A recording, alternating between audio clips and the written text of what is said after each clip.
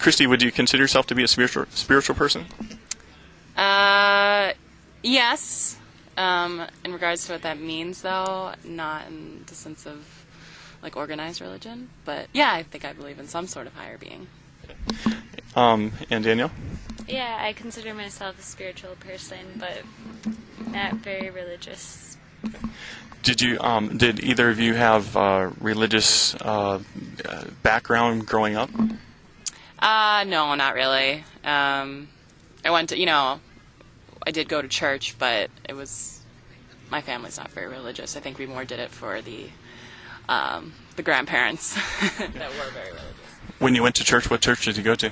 Catholic church. Well, we started out Catholic, but my mom converted us to evangelists, and my grandparents were the head of our evangelical church, so we went to church a lot, and then we did like church groups and gatherings, and I was pretty into the church scene when I was younger, and then when I came to Madison, kind of thought about things differently, I guess. Okay. What changed your mind in Madison?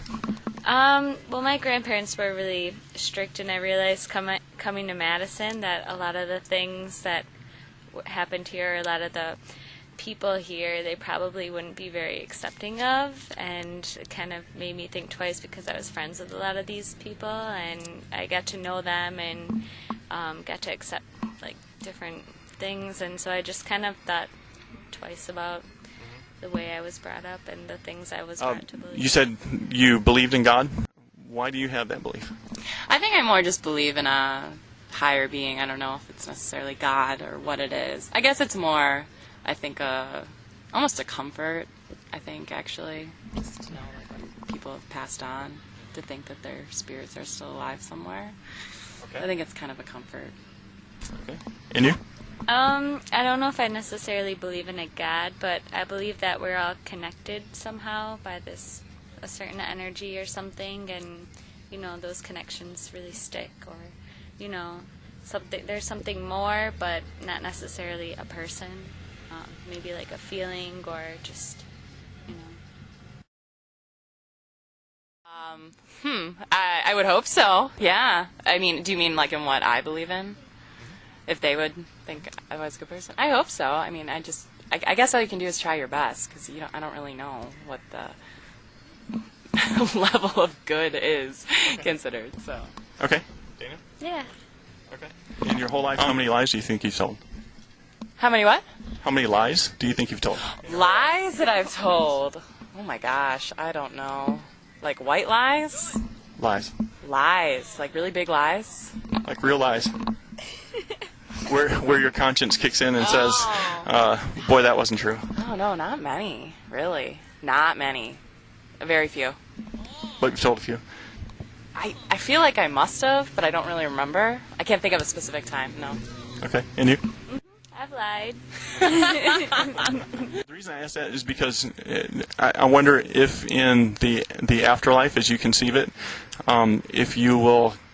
if you feel like the higher power who created us is going to be continuing to allow people to lie and steal and do things that damage relationships like that make Earth such a miserable place, and our relationships that destroy our relationships here.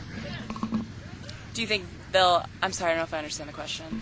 Would that require you to believe in that person and that there is such a thing? I don't believe that that's what happens. What do you believe happens? Afterwards? Nothing. Just think, Where do you get your information from? My information? That's just what I think.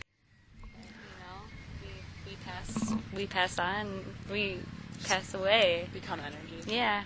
Just become a certain energy. There's not a place that we specifically go to. We just buried in the ground or cremated, what have you. So what if there is a day of judgment and that God evaluates your life based on his standard of goodness? How do you think you'd do? How do I think I would do? I don't believe there is, but if I happen to come to that, I don't know. Well, that's where asking some of the questions based on the Ten Commandments might help. If you told lies, God would see you as guilty of being a liar. If you've taken things that don't belong to you, He would see you as a thief. I guess I would hope that that person would look at the reasons why, because maybe the reasons why were good reasons that you stole to give to someone who didn't have something, or maybe you told a lie to make someone feel better. So, I mean, there are different ways of looking at bad things. You can turn it into something good. So you don't think you've ever done anything that was just utterly selfish and wrong? No, I do. I'm just saying, for the most part, like looking at the major things, or if there were a lot of bad things, not just looking at the bad things, looking at all angles and all aspects of those actions. Have you ever thought about the resurrection of Christ being a sign to mankind that there is a God on the other side of death, and that in particularly that He was in Jesus Christ and raised Him from the dead to demonstrate that Jesus Christ is the Lord of all creation, who we will stand before and give an account of to?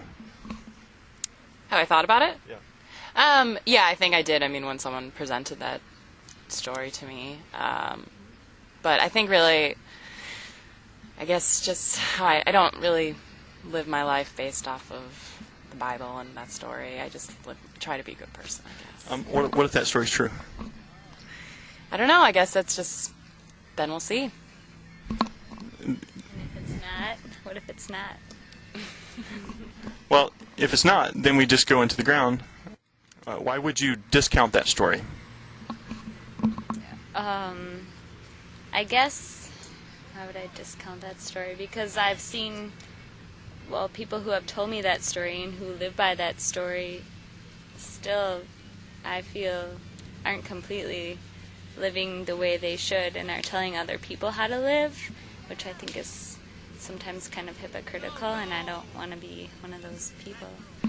Do you know that Jesus doesn't call people to hypocrisy, but He actually says that on the day of judgment that He will expose all hypocrisy and judge it. But what He commands people to do is to actually repent, to turn away from sin, to put their trust in Him, and that what He will do is give them forgiveness of sins and a new heart. I know that my grandparents were missionaries, and they went to different countries and spread that word, but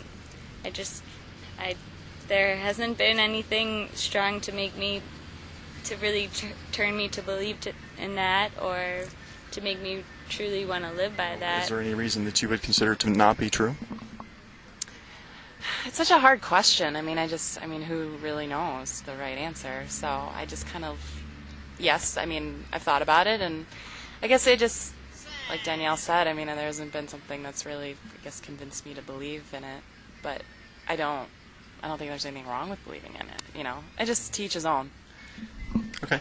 Do you know that the people who first saw Jesus and saw Him die and saw Him raised from the grave, that do you know what happened to them as a result of them going about and preaching that Jesus Christ was indeed Lord of all and risen from the dead?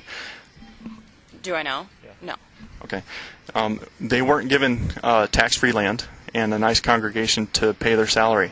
They were excommunicated. They were tortured. They were exiled. They gained absolutely nothing from it. But they did it with joy because they saw that God had shown them great love in humbling Himself to die for them. And He had revealed Himself unmistakably. And so the Gospels of Matthew, Mark, Luke, and John were written as eyewitness testimonies, sealed in blood. I've heard a lot of the stories, and I've read a lot of the Bible, but the Bible is the Bible, and you can choose to believe in the Bible or not, but whatever comes from the Bible, if you don't believe in the Bible, is just a story, I guess. Could it be a true story, though? It could, if you, I haven't seen, I guess you just need proof. Because I don't believe that that's what happens. What do you believe happens? Afterwards, nothing. Just think, Where do you get your information from? My information? That's just what I think.